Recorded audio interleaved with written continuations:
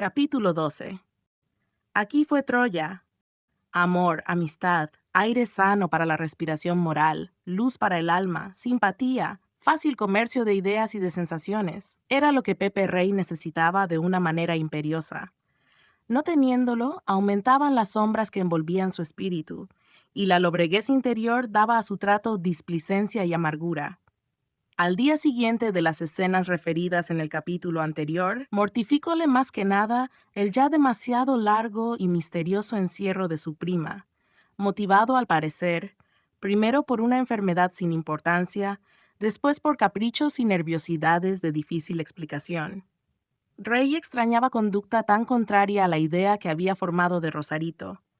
Habían transcurrido 4 días sin verla, no ciertamente porque a él le faltasen deseos de estar a su lado, y tal situación comenzaba a ser desairada y ridícula, si con un acto de firme iniciativa no ponía remedio en ello.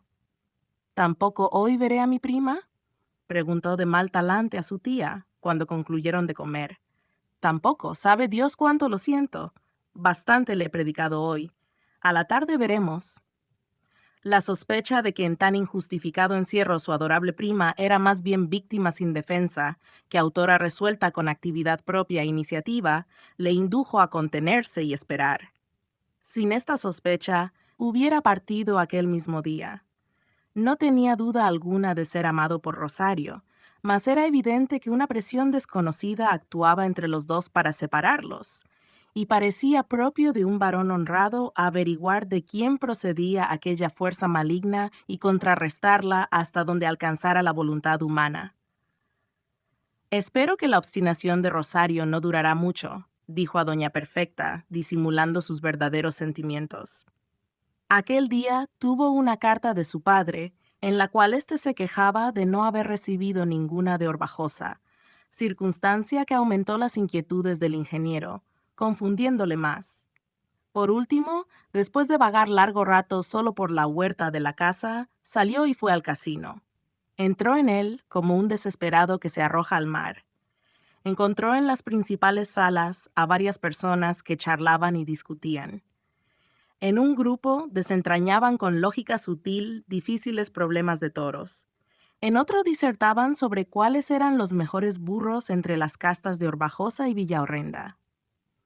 Hastiado hasta lo sumo, Pepe Rey abandonó estos debates y se dirigió a la sala de periódicos, donde hojeó varias revistas sin encontrar deleite en la lectura. Y poco después, pasando de sala en sala, fue a parar sin saber cómo a la del juego. Cerca de 2 horas estuvo en las garras del horrible demonio amarillo, cuyos resplandecientes ojos de oro producen tormento y fascinación. Ni aun las emociones del juego alteraron el sombrío estado de su alma, y el tedio que antes le empujara hacia el verde tapete, apártole también de él. Huyendo del bullicio, dio con su cuerpo en una estancia destinada a tertulia, en la cual a la sazón no había alma viviente, y con indolencia se sentó junto a la ventana de ella, mirando a la calle. Era esta angostísima y con más ángulos y recodos que casas, sombreada toda por la pavorosa catedral, que al extremo alzaba su negro muro carcomido. Pepe Rey miró a todos lados, arriba y abajo, y observó un plácido silencio de sepulcro. Ni un paso, ni una voz, ni una mirada. De pronto hirieron su oído rumores extraños, como cuchicheos de femeninos labios, y después el chirrido de cortinajes que se corrían, algunas palabras y, por fin, el tararear suave de una canción, el ladrido de un falderillo y otras señales de existencia social que parecían muy singulares en tal sitio. Observando bien, Pepe Rey vio que tales rumores procedían de un enorme balcón con celosías, que frente por frente a la ventana mostraba su corpulenta fábrica. No había concluido sus observaciones cuando un socio del casino apareció de súbito a su lado y riendo le interpeló de este modo. «¡Ah, señor Pepe! ¡Picarón! ¿Se ha encerrado usted aquí para hacer cocos a las niñas?» El que esto decía era don Juan Tafetán, un sujeto amabilísimo, y de los pocos que habían manifestado a Rey en el casino cordial amistad y verdadera admiración. Con su carilla avermellonada, su bigotejo teñido de negro, sus ojuelos vivarachos, su estatura mezquina, su pelo con gran estudio peinado para ocultar la calvicie, Don Juan Tafetán presentaba una figura bastante diferente de la de Antinoe, pero era muy simpático. Tenía mucho gracejo y felicísimo ingenio para contar aventuras graciosas. Reía mucho, y al hacerlo su cara se cubría toda, desde la frente a la barba, de grotescas arrugas. A pesar de estas cualidades y del aplauso que debía estimular su disposición a las picantes burlas, no era maldiciente. Queríanle todos, y Pepe Rey pasaba con él ratos agradables. El pobre Tafetán, empleado antaño en la administración civil de la capital de la provincia, vivía modestamente de su sueldo en la Secretaría de Beneficencia y completaba su pasar tocando gallardamente el clarinete en las procesiones, en las solemnidades de la catedral y en el teatro, cuando alguna traílla de desesperados cómicos aparecía por aquellos países con el alevoso propósito de dar funciones en Horbajosa. Pero lo más singular en don Juan Tafetán era su afición a las muchachas guapas. Él mismo, cuando no ocultaba su calvicie con 6 pelos llenos de pomada, cuando no se teñía el bigote, cuando andaba derechito y espigado por la poca pesadumbre de los años, había sido un tenorio formidable. Oírle contar sus conquistas era cosa de morirse de risa, porque hay tenorios de tenorios, y aquel fue de los más originales. ¿Qué niñas? Yo no veo niñas en ninguna parte, repuso Pepe Rey. Hágase usted el anacoreta. Una de las celosías del balcón se abrió, dejando ver un rostro juvenil encantador y risueño, que desapareció al instante, como una luz apagada por el viento. Ya veo. ¿No las conoce usted? Por mi vida que no. Son las Troyas, las niñas de Troya. Pues no conoce usted nada bueno. 3 chicas preciosísimas, hijas de un coronel de Estado Mayor de Plazas que murió en las calles de Madrid del 54. La celosía se abrió de nuevo y comparecieron 2 caras. Se están burlando de nosotros, señor Day. Pepe, dijo Tafetán, haciendo una seña amistosa a las niñas. ¿Las conoce usted? Pues no las he de conocer. Las pobres están en la miseria. Yo no sé cómo viven. Cuando murió don Francisco Troya, se hizo una suscripción para mantenerlas, pero esto duró poco. Pobres muchachas, me figuro que no serán un modelo de honradez. ¿Por qué no? Yo no creo lo que en el pueblo se dice de ellas. Funcionó de nuevo la celosía. Buenas tardes, niñas, gritó don Juan Tafetán, dirigiéndose a las 3, que artísticamente agrupadas aparecieron. Este caballero dice que lo bueno no debe esconderse y que abran ustedes toda la celosía. Pero la celosía se cerró, y alegre concierto de risas difundió una extraña alegría por la triste calle. Creeríase que pasaba una bandada de pájaros. ¿Quiere usted que vayamos allá?, dijo de súbito Tafetán. Sus ojos brillaban, y una sonrisa picaresca retozaba en sus amoratados labios. ¿Pero qué clase de gente es esa? Ande usted, señor de Rey. Las pobrecitas son honradas. Va, si se alimentan del aire como los camaleones. Diga usted, ¿el que no come puede pecar? Bastante virtuosas son las infelices, y si pecaran, limpiarían su conciencia con el gran ayuno que hacen. Pues vamos. Un momento después, Di Juan Tafetán y Pepe Rey entraron en la sala. El aspecto de la miseria, que con horribles esfuerzos pugnaba por no serlo, afligió al joven. Las 3 muchachas eran muy lindas, principalmente las 2 más pequeñas, morenas, pálidas, de negros ojos y sutil talle. Bien vestidas y bien calzadas, habrían parecido retoños de duquesa en canditura para entroncar con príncipes. Cuando la visita entró, las 3 se quedaron muy cortadas, pero bien pronto mostraron la índole de su genial frívolo y alegre.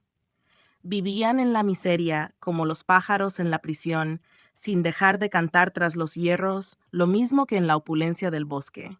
Pasaban el día cosiendo, lo cual indicaba, por lo menos, un principio de honradez, pero en Horbajosa ninguna persona de su posición se trataba con ellas. Estaban, hasta cierto punto, proscritas, degradadas, acordonadas, lo cual, hasta cierto punto, indicaba también algún motivo de escándalo. Pero en honor de la verdad, debe decirse que la mala reputación de las Troyas consistía más que nada en su fama de chismosas, enredadoras, traviesas y despreocupadas. Dirigían anónimos a graves personas, Ponían motes a todo viviente de Orbajosa, desde el obispo al último zascandil. Tiraban piedrecitas a los transeúntes. Chicheaban escondidas tras las rejas para reírse con la confusión y azoramiento del que pasaba. Sabían todos los sucesos de la vecindad, para lo cual tenían en constante uso los tragaluces y agujeros todos de la parte alta de la casa.